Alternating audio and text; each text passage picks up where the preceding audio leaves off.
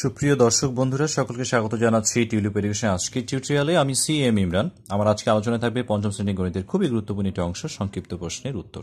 ঠিক আছে, তোমরা জানো যে তোমরা যারা পিএসসি পরীক্ষা দিচ্ছ তাদের জন্য সংক্ষিপ্ত প্রশ্ন কতটা গুরুত্বপূর্ণ। যেহেতু 20টা সংক্ষিপ্ত প্রশ্নের 20 মার্ক রয়েছে, সো আমরা এটাকে অবহেলা করতেই পারি না। এবং আমাকে বিভিন্নভাবে এবং বিভিন্ন সময় আমাকে রিকোয়েস্ট করা হয়েছে যে সংক্ষিপ্ত প্রশ্নের উপর বেশি বেশি আলোচনা রাখতে। তাই সকলের রিকোয়েস্ট এবং আমার ইচ্ছার ভিত্তিতেই আমি আজকে টিউটোরিয়ালটা সাজিয়েছি। সো তোমরা যারা আমার টিউটোরিয়াল আজকে ফার্স্ট টাইম দেখছো তাদেরকে আমি অনুরোধ করব আমার চ্যানেল টিউলিপ এডুকেশন সাবস্ক্রাইব করতে এবং তোমাদের গুরুত্বপূর্ণ মতামত অবশ্যই আমার কমেন্ট সেকশনে জানাবে। তাহলে আর কথা না বাড়িয়ে আমরা আমাদের আজকের আলোচনা চলে যাই। সো আমাদের আজকের আলোচনায় আমি যে প্রশ্নগুলো নোট করেছি সেগুলো খুবই গুরুত্বপূর্ণ। আমি মনে করি যে এই বিষয়গুলো একটু গুরুত্বের সাথে যদি তোমরা বিবেচনা করো, প্রশ্নটা অনেক ছোট কিন্তু উত্তরটাকে তোমাকে গুরুত্বের সাথে বিবেচনা করতে হবে। যেমন আমি এখানে প্রথম যে প্রশ্নটা এখানে লিখেছি যে অর্ক সাইকেল চালিয়ে 0.2 ঘন্টায় 1 কিলোমিটার যেতে পারে। 1 কিলোমিটার যেতে অর্কের কত মিনিট সময় লাগবে? যাই হোক, অর্ক হচ্ছে আমার এক স্টুডেন্টের নাম, তার নামে আজকের অঙ্কটা আমি লিখেছি। তো এখানে অর্ক সাইকেল চালিয়ে 0.2 ঘন্টায় 1 কিলোমিটার যেতে পারে, তাই না?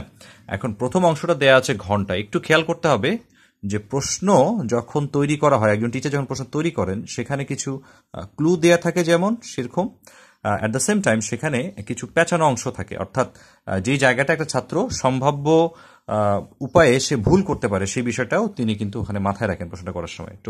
তো সেরকমই আমি একটা বিষয় এখানে রাখার চেষ্টা করেছি যে 0.2 ঘন্টা 1 কিলোমিটার যেতে পারে, আর 2 কিলোমিটার যেতে অর্কের কত মিনিট সময় লাগবে। সো প্রথম অংশটা এটাও কিন্তু আমাদের সময় পরিমাপের একক ঘন্টা, সময় পরিমাপের আরেকটি একক হচ্ছে মিনিট। তো প্রথম অংশটা ঘন্টা, দ্বিতীয় অংশটা আমি উত্তরটা চেয়েছি মিনিটে। তার মানে যে ছাত্রটা ঘন্টা ধরেই কাজ করে উত্তরটা বের করে ফেলবে সে কিন্তু উত্তরটা ভুল করে ফেলবে, তাই না? আচ্ছা, সো আমার প্রথমে আমি এটাকে কি করতে পারি? আমি প্রথমে এই ঘন্টার অংশটাকে মিনিটে রূপান্তর করতে পারি, বা যদি ঘন্টা রেখেই কাজ করি যে 1 কিলোমিটার যেতে 0.2 ঘন্টা সময় লাগে, 2 কিলোমিটার যেতে সময় লাগে 2 গুণ 0.2, তারপর যদি মিনিটে কনভার্ট করি তাহলেও চলবে। অথবা আমি যদি ঠিক এভাবে করতে চাই যে আমি প্রথমে কি করেছি, এখানে 0.2 ঘন্টাকে মিনিটে রূপান্তর করেছি। তো 0.2 যেহেতু এটা দশমিক অঙ্ক, এই দশমিকটাকে আমি কি করেছি, ভগ্নাংশে রূপান্তর করেছি। অর্থাৎ উপরে 2 থাকবে এবং দশমিকের কারণে 1, এবং দশমিকের একটি সংখ্যা থাকার কারণে একটি 0, অর্থাৎ 2কে 10 দিয়ে ভাগ করলে কিন্তু আবার 0.2 হয়। তার সাথে 60 কি করেছি, গুণ করেছি। কেন গুণ করেছি? কারণ ঘন্টা থেকে মিনিট, অর্থাৎ বড় একক থেকে ছোট এককে গেলে আমরা জানি এককে রূপান্তর করলে আমাকে গুণ করতে হবে। অ্যাট দ্য সেম টাইম তোমরা এটাও জানো ছোট একক থেকে যদি বড় এককে যায় তাহলে কিন্তু আমাদের ভাগ করতে হয়। সো এখানে আমাদের গুণ করতে হয়েছে 60 দিয়ে। তাতে করে কি হয়েছে, কাটাকাটি করে 6 দিয়ে 12, অর্থাৎ 12 মিনিট, অর্থাৎ ঘন্টা থেকে আমি মিনিটে রূপান্তর করে ফেলেছি। আচ্ছা, আমার কাছে এটা সহজ মনে হচ্ছে। সো 1 কিলোমিটার যেতে সময় লাগে 0.2 ঘন্টা, তার মানে হচ্ছে 12 মিনিট। সো 2 কিলোমিটার যেতে সময় লাগবে দ্বিগুণ, অর্থাৎ 2 গুণ 12 সমান 24 মিনিট। এই অঙ্কটাকে যদি কেউ ঘন্টা দিয়ে বের করে পরে যদি 60 দিয়ে গুণ করে বের করে তাহলে কিন্তু তার অ্যান্সারটা কারেক্ট হবে। এখন অনেকে হয়তো ভাবতে পারো যে আসলে এত সহজ অঙ্ক দেখানোর কারণ কি? আচ্ছা, তো এই অঙ্কটাই আমার কিছু স্টুডেন্ট, আমি যাদের টেস্ট নিয়েছি তাদের একজন এখানে লিখেছে সুন্দর মতো 240 মিনিট।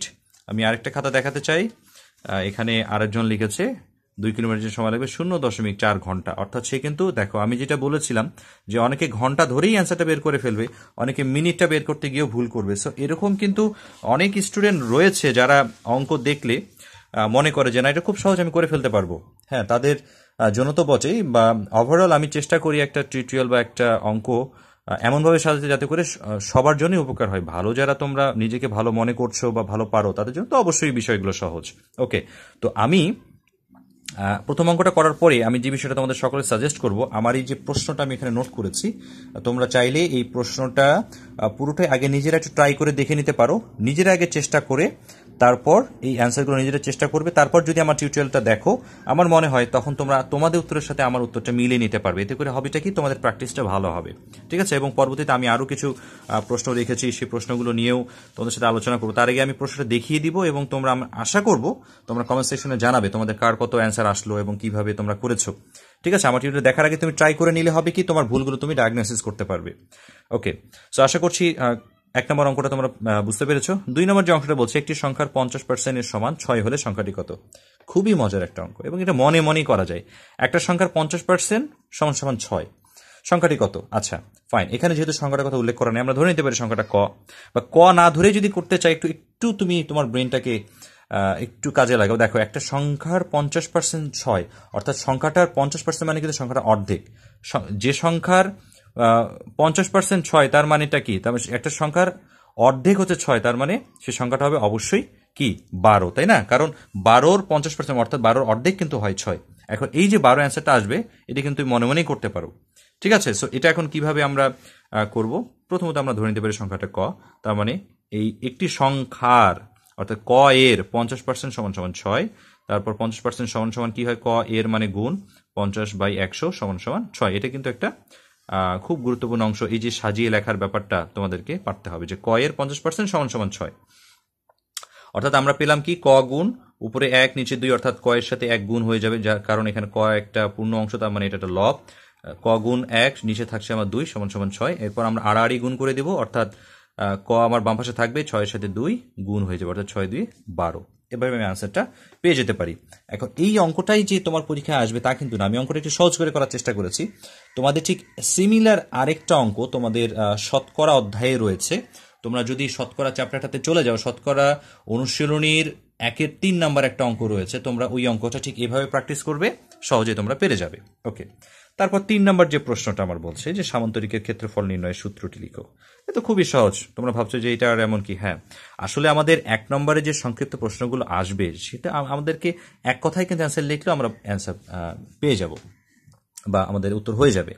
তো এখানে আমাদের যেহেতু পুরো বই থেকে প্রশ্ন হয় এবং ওভারঅল প্রশ্নটা পিএসসি পরীক্ষায় একটা প্রশ্ন গোটা কান্ট্রি ওয়াইড করা হয়, সো সবার কন্ডিশনটা চিন্তা করি শুধুমাত্র ঢাকা শহর, রাজশাহী বা চিটাগং এই সকল ছাত্রদের কথা বিবেচনা নিয়ে যদি প্রশ্ন করা হতো, তাহলে তো গ্রামের বাচ্চারা আর পাশই করতে পারতো না। হ্যাঁ, সো সবার কথা চিন্তা ভাবনা করে যেহেতু একটা প্রশ্ন সেট আপ করা হয়, তাই বোর্ডের টার্গেট থাকে যাতে করে ওভারঅল প্রশ্নগুলো সবার জন্য বোধগম্য হয়, বুঝতে যেন পারে। সো সামান্তরিকের ক্ষেত্রফল নির্ণয় সূত্র আমরা জানি যে ভূমি গুণ উচ্চতা, অবশ্যই পাশে লিখবে তোমরা বর্গ একক। এই যে কথাটা কেন বলেছি, কেন এই প্রশ্ন লিখেছি, তার মূল কারণটা হচ্ছে আমি আমার অনেক ছাত্রদের পরীক্ষা নিয়ে দেখেছি কেউই এই কথাটা লিখে না বর্গ একক। আচ্ছা, এটা লিখে না কেন? তাদের লজিক হচ্ছে, স্যার যে বইয়ের মধ্যে এখানে শুধুমাত্র সামান্তরিকের ক্ষেত্রফল সমান ভূমি গুণ উচ্চতা লেখা আছে। আচ্ছা, সো একটা জিনিস তোমাদের মাথায় রাখতে হবে যে ভূমি গুণ উচ্চতা বর্গ একক, এই বর্গ কথাটা আমরা লিখেছি ক্ষেত্রফল নির্ণয় করতে হলে সবসময় বর্গ হয়। একক কথাটা কেন হয়? একক হচ্ছে এটা হতে পারে সেন্টিমিটার, হতে পারে মিটার, হতে পারে কিলোমিটার, এই জন্য এটা হচ্ছে একক, অর্থাৎ যে কোনো একটা একক হতে পারে, সেন্টিমিটার, মিটার, মিলিমিটার, কিলোমিটার, এই জন্য বর্গ একক লিখতে হয়। তো এখন ভূমি যদি আমার এমন হতে পারে 10 মিটার, উচ্চতা আমার 6 মিটার, তাহলে 6×10=60 বর্গ মিটার হয়ে যাবে তখন, কেমন? আচ্ছা, এখন সামান্তরিক তো নিশ্চয়ই তোমরা চেনো, আমার একটা টিউটোরিয়াল রয়েছে সামান্তরিকের উপরে, এবং কিছুদিনের ভিতরে আমার আরেকটি টিউটোরিয়াল আসছে সামান্তরিকের বৈশিষ্ট্য এবং বিভিন্নভাবে সামান্তরিক আমরা কিভাবে বিভিন্নভাবে সামান্তরিক আঁকতে পারি এবং সামান্তরিকের কোণ নির্ণয় করতে পারি, ঠিক আছে? আশা করি তোমরা সেই টিউটোরিয়ালটা দেখবে। আচ্ছা, তো পাশেই আমি একটা সামান্তরিক আঁকছি, একটু যদি তোমরা খেয়াল করো। আমরা জানি সামান্তরিক একটু বাঁকা করে আঁকতে হয়, তাই না? এবং সামান্তরিকের বৈশিষ্ট্য কি? সামান্তরিকের বিপরীত বাহুগুলো পরস্পর সমান এবং সমান্তরাল। আচ্ছা, এটা একটা সামান্তরিক আমরা ধরে নিলাম, এটা সামান্তরিক। তো এই সামান্তরিকের আমরা যেহেতু বলেছি যে সামান্তরিকের ক্ষেত্রফল নির্ণয় সূত্র হচ্ছে ভূমি গুণ উচ্চতা। আচ্ছা, ভূমি হচ্ছে নিচের অংশটা হচ্ছে ভূমি, বা ওই দিক থেকে যদি দেখি তাহলে এটা হচ্ছে আমাদের ভূমি। আচ্ছা, তাহলে এখন উচ্চতা কোন অংশ? এটা কি আমার উচ্চতা? না, এটা কিন্তু আমার উচ্চতা নয়, বা এটা কিন্তু আমার উচ্চতা নয়। উচ্চতা হচ্ছে ঠিক সোজাসুজি এখান থেকে এখানে, এই যে আমার একটা কল্পিত বা কল্পনাযুক্ত একটা লাইন যে আমি আঁকলাম, হ্যাঁ, এটা কিন্তু আমার উচ্চতা। এটা অনেক সময় যখন অঙ্ক করতে দেওয়া হয় তখন এটা একেই দেওয়া হয়, বা পাশ দিয়ে এরকম করে ইমাজিনারি লাইন ড্র করে দেওয়া হয়, ঠিক আছে? এটা অবশ্যই তোমাদেরকে উচ্চতাটা দেওয়া থাকবে। তো এই ভূমির সাথে আমরা উচ্চতা যদি গুণ করে দিই তাহলে আমরা সামান্তরিকের ক্ষেত্রফল পেয়ে যাব। সো আমি দেখালাম সামান্তরিকের ক্ষেত্রফল। I recommend to you all, তোমরা বর্গের ক্ষেত্রফল নির্ণয় সূত্র, আয়তের ক্ষেত্রফল নির্ণয় সূত্র, ঠিক আছে, এই বিষয়গুলো অবশ্যই চর্চা করবে, ঠিক আছে? আচ্ছা, সো নেক্সট যে প্রশ্নটা আমাদের সেটা বলছে কি, 4 নম্বর প্রশ্ন, এক ব্যক্তির দৈনিক আয় 256.25 টাকা হলে 8 মাসে তার আয় কত? আচ্ছা, খুবই ফাইন। খেয়াল করে দেখো, এই অঙ্কগুলো স্টুডেন্টরা ভুল করে কোন জায়গায়? আমি বলতে চাই যে বিষয়টা ভুল করে হচ্ছে এক ব্যক্তির দৈনিক আয়। হ্যাঁ, সে কি করে, এটাকে 8 পেয়েছে তো 8 একটা সংখ্যা মনে করেছে, মাস আর দেখে নাই। 8 দিয়ে সরাসরি এটাকে গুণ করে দিয়ে অ্যান্সার বের করে দিয়ে দেয়। এটা একটা ভুল, সম্ভাব্য একটা ভুল হয়। আচ্ছা, এখন এখানে আমাদের কি করা উচিত? এই অঙ্কটাকে আমরা দুইভাবে করতে পারি। এক, যদি আমরা এই 8 মাসটাকে দিনে রূপান্তর করে নিই, আমরা জানি 1 মাস সমান সমান 30 দিন, 8 মাস সমান সমান 3 8 24 অর্থাৎ 240 দিয়ে যদি আমরা 256.25কে গুণ করি, তাহলে আমাদের 8 মাসের ইনকাম চলে আসবে, আয় চলে আসবে। অথবা আমরা কি করতে পারি, আমরা জানি এখানে পেয়েছি আমরা দৈনিক আয় মানে হচ্ছে একদিনের আয়, একদিনে আয় করেন 256.25 টাকা, অর্থাৎ 30 দিন অর্থাৎ 1 মাসের আয়টাকে আমরা বের করে নিয়েছি। 30 দিনে আয় করেন, 30 দিয়ে গুণ করলে আমরা পেয়ে যাচ্ছি এই টাকাটা হচ্ছে আমার 30 দিনের ইনকাম বা 1 মাসের ইনকাম। তাহলে তার যদি 1 মাসের ইনকাম এই 7,687.5 টাকা হয়, তাহলে 8 মাস চেয়েছে অর্থাৎ 8 গুণ ইনকাম বেশি হবে, অর্থাৎ 8 দিয়ে গুণ করে দিতে হবে। কেমন? তোমরা তো নিশ্চয়ই জানো যে 8 দিয়ে কেন গুণ করলাম, কারণ আমার তো 1 মাসের ইনকাম যা হবে 8 মাসের ইনকাম 8 গুণ বেশি হবে, তাই না? 2 মাসের ইনকাম আয় হচ্ছে দ্বিগুণ বেশি হবে, এই জন্য গুণ করতে হবে। ঠিক আছে? আর যদি 8 মাসের ইনকাম দেওয়া থাকতো আর 1 মাসের ইনকাম বের করতে বলেছে, তাহলে আমাকে ভাগ করতে হতো। ওকে, আচ্ছা, আশা করি তোমরা বুঝতে পেরেছো। 5 নম্বর যে অঙ্কটা, সেই অঙ্কটা কি বলছে? 7 ভাগ, তারপর কি দেওয়া হয়েছে? 7/5 গুণ 5 সমান সমান কত? অনেকে ভাবছে অঙ্কটা দেখি আর এত সহজ একটা অঙ্ক, এটা আবার করার কি আছে? মজার বিষয় হচ্ছে এই সহজ অঙ্কগুলোতেও কিন্তু আমাদের ভুল হয়ে যেতে পারে। কিরকম ভাবে ভুল হয়ে যেতে পারে? সম্ভাব্য যে কারণে আমি এই অঙ্কটাকে মনে করেছি ভুল হতে পারে। অনেকে কি করতে পারে, এই 5 দিয়ে 5কে কেটে ফেলবে। অনেকে জানে যে 5 হচ্ছে লব আর এই 5 হচ্ছে হর, লব এবং হর একই রকম হচ্ছে, কেটে দিবে। এরপর থাকবে কি 7/7, তারপর 7 দিয়ে 7কে ভাগ করে সে অ্যান্সার 1 লিখবে। এটাই করেছে আমার কোনো এক ছাত্র, এটাই করেছে আমার মনে হয়, কারণ যেহেতু সে শুধু অ্যান্সারটা লিখেছে, আমার ধারণা এভাবে করে সেই অ্যান্সারটা বের করেছে। ঠিক আছে? সো এখন এটা আসলে ঠিক আমরা বের করব কিভাবে?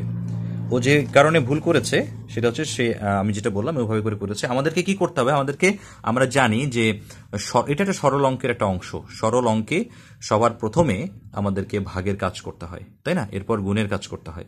তো ভাগের যেহেতু ভাগ চিহ্নটা আছে, এই সরল অঙ্কে ভাগ চিহ্ন থাকলে সেটা কি নিয়ম? এটাকে গুণ করে দিতে হয়। যদি ডান দিকের অংশটা দশমিক থাকে, এটা গুণ করে দিলে এটা কি হয়ে যাবে? বিপরীত ভগ্নাংশ হয়ে যাবে। অর্থাৎ 7/5 বিপরীত ভগ্নাংশ হচ্ছে 5/7। গুণ চিহ্ন দিয়ে দিলাম। গুণ চিহ্ন দেওয়ার পরে কিন্তু তোমাকে ক্যালকুলেশন করতে হবে, মনে রাখবে। আগে গুণ চিহ্ন দিতে হবে, তারপর ভগ্নাংশটাকে বিপরীত করে দিতে হবে। করে দিলাম, গুণ চিহ্নটা ডান দিকের গুণ চিহ্ন ঠিক থাকবে, কিন্তু ভাগের কাজ আগে করে। এরপর কি করেছি আমরা? এখানে 7 লব, এখানে 7 হর, লব এবং হর একই, কেটে গেছে। উপরে থাকছে শুধু 5, এখানে পাশেও রয়েছে 5, অর্থাৎ 5 দিয়ে 5কে গুণ করলে হবে 25, অর্থাৎ 25 হচ্ছে আমার আলটিমেট আনসার। ওকে ওকে তারপর 6 নম্বর যে প্রশ্নটা, সেটা বলছে কি জনসংখ্যার ঘনত্ব নির্ণয়ের সূত্র। এটা সোজা, একদম একদম আমাদের বইয়ের মধ্যে সুন্দর করে লেখা আছে, একদম সোজাসুজি ভাবে যে তোমরা লিখে দাও, জনসংখ্যার ঘনত্ব সমান সমান জনসংখ্যা ভাগ আয়তন। ওকে, আমি সকলকে রিকোয়েস্ট করব তোমরা অবশ্যই পাশে এই কথাটা লিখবা, জন স্ল্যাশ দিয়ে বর্গ কিলোমিটার, অর্থাৎ প্রতি বর্গ কিলোমিটারে কতজন, সেটা হচ্ছে জনসংখ্যার ঘনত্ব। প্রতি বর্গ কিলোমিটার হিসেবে আসলে জনসংখ্যার ঘনত্ব পরিমাপ করতে হয়। জনসংখ্যার ঘনত্ব সমান সমান জনসংখ্যা ভাগ আয়তন। ঠিক আছে? এটা হচ্ছে আমাদের একক হিসেবে কাজ করছে এখানে। ঠিক আছে? তো জনসংখ্যার ঘনত্ব। আচ্ছা, এই জনসংখ্যার ঘনত্ব নিয়ে আমার আরো কিছু তোমাদের বলবার রয়েছে। সেটা হচ্ছে, তোমরা নিশ্চয়ই জানো যে তোমাদের বিজ্ঞান বইয়ের এবং অঙ্ক বইয়ের, গণিত বইয়ের এই জায়গাটা একটু কিছুটা সিমিলারিটিস রয়েছে, মিল রয়েছে। আমাদের এই অঙ্ক বইয়ের এই চ্যাপ্টারটাতে আমাদের বিভিন্ন বিভাগের জনসংখ্যার ঘনত্ব দেয়া ছিল। হ্যাঁ, অনেক সময় প্রশ্ন আসে, আমি বলছি না প্রশ্নটা আসতেই পারে, অনেক সময় প্রশ্ন এসে যায় যে যেহেতু এই সুমারিটা ছিল আমাদের 2011 সালের হিসেব অনুযায়ী, 2011 সালের হিসেব অনুযায়ী বাংলাদেশের প্রতি বর্গ কিলোমিটার জনসংখ্যার ঘনত্ব কত, এই প্রশ্নটা আসে। অনেক সময় আসে যে কোন বিভাগে সর্বোচ্চ জনসংখ্যা রয়েছে। তোমরা নিশ্চয়ই জানো যে ঢাকা বিভাগের সর্বোচ্চ জনসংখ্যা প্রতি 2011 সালের হিসেব অনুযায়ী 1502 জন, তাই না? বা এমন হতে পারে যে দ্বিতীয় সর্বোচ্চ জনসংখ্যা কোন বিভাগে রয়েছে, এটা হবে রাজশাহী বিভাগে। রাজশাহী বিভাগে ছিল 1007 জন। তোমরা চেক করে নিতে পারো আমার কথার সাথে তোমাদের বইয়ের অংশটুকুর মিল আছে কিনা, তাহলে তোমরা ব্যাপারটা বুঝতে পারবে। ঠিক আছে? সো ওই টেবিলটা আমি বলতে চাই, একটু তোমরা চোখ বুলিয়ে যেতে পারো। ওকে, এখন আমার আজকের আলোচনার ফাইনাল যে প্রশ্ন 7 নম্বর, যে 1 হেক্টর সমান সমান কত বর্গ কিলোমিটার। ওকে, এটা খুবই গুরুত্বপূর্ণ একটা চ্যাপ্টার, পরিমাপ। হ্যাঁ, পরিমাপের আমার বেশ কিছু টিউটোরিয়াল রয়েছে, আমি আশা করছি তোমরা সেই টিউটোরিয়ালগুলো ফলো করবে। আর তোমরা আমার অনেক ভাই আমাকে ফোন করে বলছে, স্যার আমি তো টিউটোরিয়াল পাচ্ছি না, বা আর কোনো টিউটোরিয়াল আমার আছে কিনা। আমি সবাইকে একটা কথা বলতে চাই, সেটা হচ্ছে আমি আমার বিগত টিউটোরিয়ালগুলো থেকেই এই কথাগুলো বলার চেষ্টা করছি, যে আমার এই টিউলিপ এডুকেশন হচ্ছে আমার ইউটিউব চ্যানেলের নাম। হ্যাঁ, আপনি বা আপনারা বা তোমরা যারা আমার একটা টিউটোরিয়াল দেখো সার্চ করতে করতে ভাবো মনে হয় যে আর কোনো টিউটোরিয়াল নাই, তখনই আমাকে ফোনটা করা হয়। সো আমার টিউটোরিয়ালগুলো পেতে হলে ইউটিউবে গিয়ে টিউলিপ এডুকেশন দিয়ে সার্চ করতে হবে। সার্চ করলে একটা লোগো আসবে টিই দিয়ে, লাল কালার এবং সবুজ কালারের। ওখানে যদি ক্লিক করা হয় তাহলে হোম পেজে নিয়ে যাবে। হোম পেজে অনেকগুলো ভিডিও আমার সাজানো আছে বিভিন্ন ক্লাসের, ক্লাস ওয়াইজ, এবং প্লেলিস্টে গেলেই তোমরা দেখতে পাবে বিভিন্ন ক্লাসের বিভিন্ন অধ্যায়ের যে প্রশ্নগুলো আমি করেছি, সলভ করেছি, সেগুলো দেওয়া আছে। সো ওগুলো দেখে নিতে পারো। তার জন্য অবশ্যই টিউলিপ এডুকেশন দিয়ে সার্চ করতে হবে, তাহলে পাওয়া যাবে। ঠিক আছে? আর আমি বারবার করে বলছি, সাবস্ক্রাইবার হচ্ছে একটা চ্যানেলের অ্যাসেট। আই থিঙ্ক আমার যারা 9000 সাবস্ক্রাইবার রয়েছে, এরা আমাকে প্রত্যেকটা মুহূর্তে অনুপ্রেরণা দিয়েছে নতুন কিছু টিউটোরিয়াল করতে, নতুন কিছু উপহার দেওয়ার জন্য। সো আমি সকলের কাছে কৃতজ্ঞ, আন্তরিকভাবে কৃতজ্ঞ। আমার মতো একটা ছোট্ট একটা মানুষের একটা টিউটোরিয়াল সাইটে এত মানুষ সাবস্ক্রাইব করবে, এটা আমার আসলে ভাবনার মধ্যেই ছিল না। সো আমি সকলকে বলবো যে আমার চ্যানেলে সাবস্ক্রাইব করবেন, আর অবশ্যই ভালো লাগা মন্দ লাগাগুলো কমেন্ট সেকশন জানাবেন। ওকে, ফাইনাল যে আলোচনাটা সেটা হচ্ছে 1 হেক্টর সমান সমান কত বর্গ কিলোমিটার। 1 হেক্টর সমান সমান, আমি সরাসরি লিখেছি যে 1 হেক্টর সমান সমান 10,000 বর্গ মিটার। ঠিক আছে? 1 হেক্টর সমান সমান কত বর্গ মিটার? 1 হেক্টর সমান সমান 10,000 বর্গ মিটার। এইরকম সরাসরি কিছু সূত্র আমাদের কিন্তু চলে আসতে পারে পরীক্ষায়। সো এই ব্যাপারগুলোকে আমাদের ইগনোর করলে হবে না, আমাদেরকে মাথায় রাখতে হবে। এবং এই যে হেক্টর, এওর, ঠিক আছে, তারপর হচ্ছে আরও যে সূত্রগুলো রয়েছে পরিমাপ চ্যাপ্টারে, সেই অঙ্কগুলো, সেই সূত্রগুলো তোমাদের একটু আয়ত্ত করতে হবে। ঠিক আছে? তাহলে আজকে টিউটোরিয়ালটা এখানেই আমি শেষ করছি। আর আমার নেক্সট টিউটোরিয়ালটি, এর পরের যে আলোচনাগুলো আমি করব সেটাও আমি নোট করে রেখেছি। তবে আই সাজেস্ট ইউ অল, তোমরা আগেই নিজেরা একটু চর্চা করবে, নিজেরা একটু দেখে নিবে যে আমি যে টিউটোরিয়ালগুলো নিয়ে আলোচনা করবো নেক্সট, সেটা হচ্ছে এই টপিকসটার উপরে। সো এখানে আমি যে অঙ্কগুলো রেখেছি সেগুলো তোমরা নিজেরাই একবার চর্চা করে নিলে তাহলে তোমরা আমার সাথে মেলাতে পারবে। ঠিক আছে? সো আজকের মধ্যে এখানে শেষ করছি। ধন্যবাদ সকলকে।